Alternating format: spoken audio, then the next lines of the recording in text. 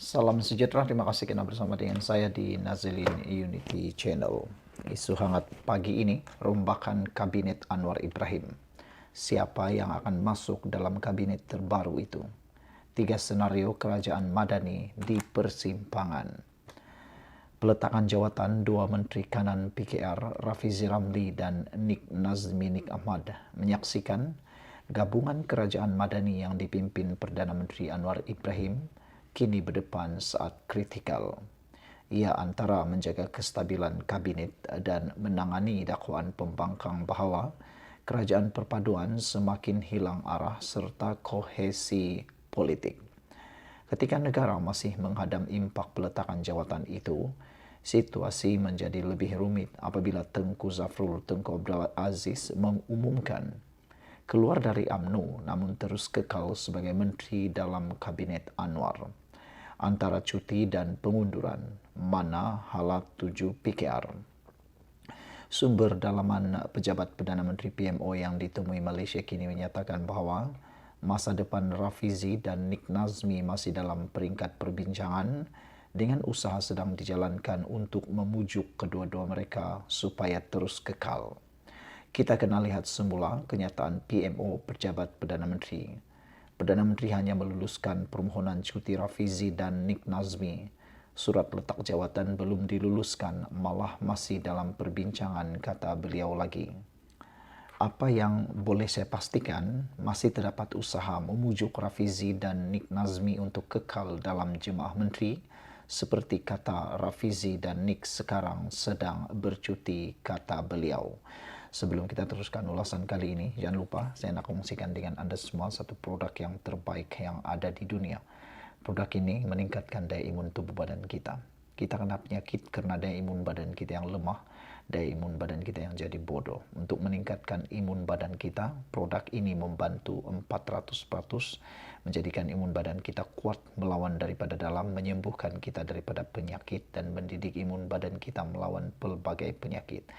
Penyakit-penyakit seperti kencing manis, kolesterol, 3 serangkai, kanser, dan penyakit-penyakit lain, semuanya memerlukan imun badan yang kuat untuk disembuhkan. Siapa yang berminat dengan produk ini boleh menghubungi nombor yang tertera tersebut. Lulus KKM dan halal. Saudara-saudara sekalian, adakah Rafizi dan Nik Nazmi akan kekal dalam kabinet Anwar selepas dipujuk? Adakah beliau akan membatalkan permohonan ataupun peletakan jawatan mereka? Pada pendapat saya, sangatlah baik jika Rafizi dan Nik Nazmi menarik balik permohonan peletakan jawatan mereka itu. Hal ini kerana sangatlah sesuai bagi mereka untuk meneruskan perjuangan bersama dengan kepimpinan Anwar Ibrahim.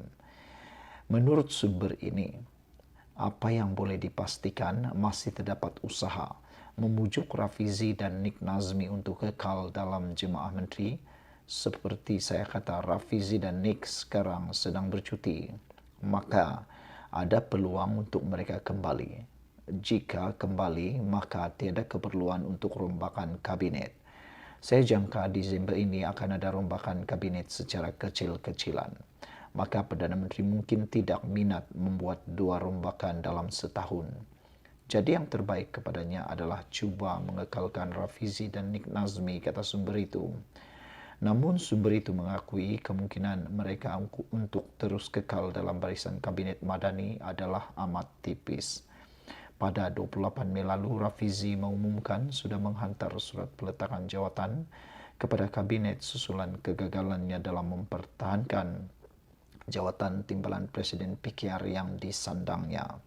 Menurutnya, peletakan jawatan itu akan berkuat kuasa pada 17 Jun sehingga dia menghabiskan baki cuti tahunan pada 16 Jun ini. Menyusul jejaknya adalah Nik Nazmi yang gagal mempertahankan jawatan naib presiden pada pemilihan PKR. Katanya, peletakan jawatannya adalah pada 4 Julai ini sementara dia bercuti sehingga 3 Julai. Namun, beberapa pemerhati politik berpendapat peletakan jawatan selepas kekalahan dalam pemilihan parti bukanlah kebetulan, sebaliknya satu isyarat ketidaksefahaman strategik dalam PKR dan rasa tidak puas hati terhadap hala tuju pentadbiran. Kalau dua pemimpin muda yang berpengaruh dalam PKR sendiri pun sudah hilang kepercayaan untuk kekal dalam kabinet, ini bukan berita kecil, katanya. Ia isyarat dalaman, kata seorang penganalisis yang enggan dinamakan. Mengulas lanjut, sumber PMO itu berkata, terdapat 3 senario utama sedang dipertimbangkan oleh Anwar. Kemungkinan pertama, seperti saya sudah katakan sebelum ini, Rafizi dan Nik Nazmi akan kekal. Yang kedua, jika Rafizi dan Nik Nazmi tetap berkeras untuk keluar, Anwar mungkin terpaksa melantik tokoh baru. Dalam senario ini, Tengku Zafrul kekal sebagai menteri tetapi sebagai menteri wakil PKR. Kementerian Ekonomi mungkin akan dikecilkan skopnya dan diletakkan di bawah Kementerian Keuangan MOF atau Jabatan Perdana Menteri, katanya. Terdapat juga spekulasi bahwa Kementerian Ekonomi akan diserahkan kepada UMNO sebagai imbangan semula kuasa dalam kerajaan perpaduan. Bagaimanapun, perlu dinyatakan bahwa tempo jawatan Senator Zafrul bakal tamat pada pertengahan Disember selepas 2 penggal had maksimum bagi seseorang senator. Kedudukan Zafrul menimbulkan persoalan lebih besar tentang peranan teknokrat dalam pentadbiran gabungan. Tambahan pula, dia kini dikatakan sedang mengintai tempat dalam PKR dan berpotensi mendapat portfolio baru. Kementerian Ekonomi diwujudkan pada tahun 2018 selepas Pakatan Harapan menubuhkan Kerajaan Persekutuan. Pada masa itu dikenali sebagai Kementerian Hal Ehwal Ekonomi dipegang oleh Timbalan Presiden PKR ketika itu, Muhammad Azmin Ali. Sebelum ini, kementerian itu adalah sebuah portfolio di bawah Jabatan Perdana Menteri dan agensi utama portfolio ini ialah Unit Perancang Ekonomi EPU. Portfolio Nik Nazmi sumber asli mungkin diambil alih oleh wakil UMNO bagi mengekalkan keseimbangan politik dalam kerajaan. Dengan itu, UMNO akan kekal dengan 7 menteri yang ada sekarang seperti yang diminta Presiden UMNO Ahmad Zaid Hamidi. Sebelum ini, UMNO mempunyai 7 menteri, tetapi susulan tindakan Zafrul keluar parti, ia hanya tinggal 6 menteri. Justru, desakan Zahid yang mahu 7 kerusi itu membuka ruang tawar-menawar yang mencabar buat Anwar sama ada memenuhi permintaan UMNO atau mempertahankan dominasi PKR dalam kabinet yang kini jelas goyah. Siapa bakal ganti? Beberapa nama juga disebut menggantikan pengganti Nik Nazmi. Mereka termasuk Setiausaha Agung PKR, Fauziah Saleh, Ahli Majlis Tertinggi PKR Adam Adli, Naib Presiden PKR Ar-Rahmanan dan Sim Zain. Namun pertimbangannya bukan hanya tentang kelayakan teknokrat, tetapi juga sejauh mana individu tersebut mampu memberi kestabilan politik dan memperkukuh imej kerajaan yang tercalar. Terserah kepada Presiden, ada banyak calon. Setiausaha Agung Fauziah antara calon utama layak dilantik sebagai menteri, kata beliau. Sekian dulu untuk kali ini. Jangan lupa tinggalkan komen Anda, tekan butang subscribe. Kita jumpa lagi. Bye-bye. Salam sejahtera, terima kasih Anda bersama dengan saya di Nazilin Unity Channel. Saya tertarik dengan satu hantaran di dalam personal message WhatsApp saya. Dia kata Anwar akan lenyek. Dia kata Anwar akan lenyek Yusuf. Fitnah akhirnya makan tuan. Ini satu isu yang paling menarik sekali. Karena sekarang ini, apa yang berlaku di seluruh Malaysia ialah ramai yang menghina Perdana Menteri Anwar Ibrahim berkait dengan isu saman ini. Tetapi ini penjelasan yang Anda harus tahu. Anwar akan lenyek Yusuf, fitnah akhirnya makan tuan. Ikuti ulasan ini dan kalau kamu suka, share kepada ramai orang, kawan-kawan, supaya mereka tahu Anwar Ibrahim adalah mangsa fitnah. Saudara-saudara sekalian, fitnah yang direka sejak 2018 akhirnya roboh. Mahkamah bukan tempat main-main. Dan minggu ini rakyat nampak sendiri. Anwar lenyek Yusuf Raude tanpa belas kasihan. Apa sebenarnya yang berlaku? Pada tahun 2018, Yusuf Raude buat tuduhan kononnya Anwar cuba serang dia secara seksual. Tapi tiada laporan segera, tiada saksi, tiada bukti fizikal. hanya cerita yang keluar masa Anwar nak jadi Perdana Menteri. Yang menariknya, waktu Anwar Ibrahim nak jadi Perdana Menteri, barulah tiba-tiba ada isu ini keluar.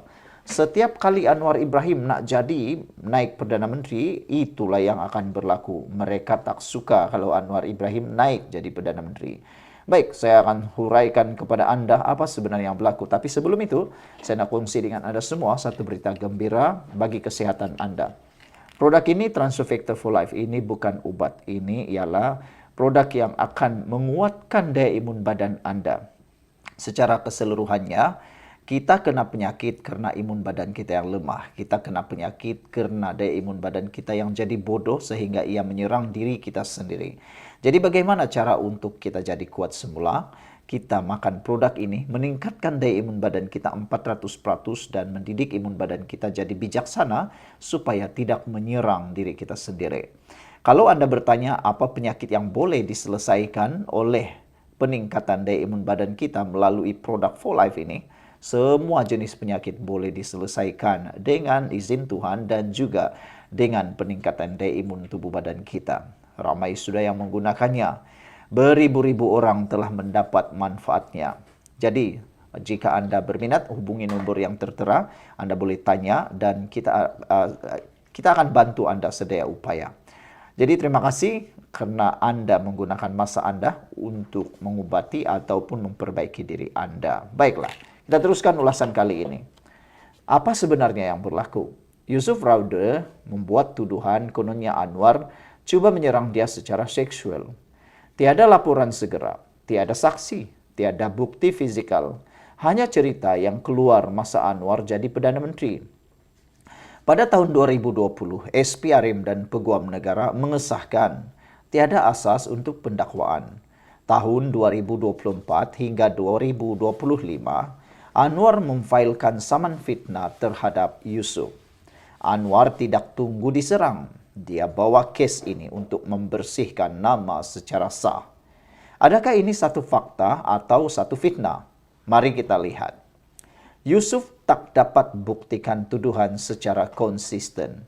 Mahkamah mendapati kenyataan Yusuf tidak meyakinkan, bercanggah dan tidak disokong bukti forensik.